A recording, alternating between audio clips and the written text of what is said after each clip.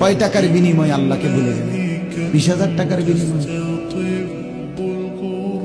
একটা দোকানে কয় হাজার টাকা বেতন, এই 30,000 40,000 টাকার বেচা কিনার বিনিময়ে আল্লাহকে ছেড়ে দিলেন।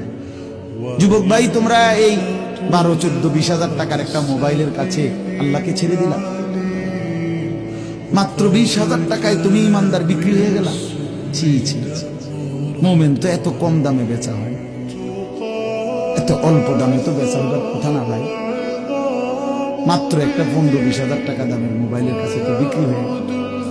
নিজের ইমান, নিজের ইসলাম, নিজের আখিরাত, আল্লাহর সাথে সম্পর্ক, রাসূলের সাথে সম্পর্ক, ধর্মের সম্পর্ক, কোরআনের সম্পর্ক সব ছেড়ে দিলা, সব ভুলে গেলা।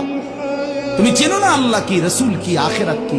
তুমি চিনছো শুধু মোবাইল, নারী, ছবি, নর্তকী, জিনা, ব্যভিচার, অসভ্য দৃশ্য, বন্ধুদের আড্ডা। না ভাই, এত কম দামে ইমানদার বিক্রি।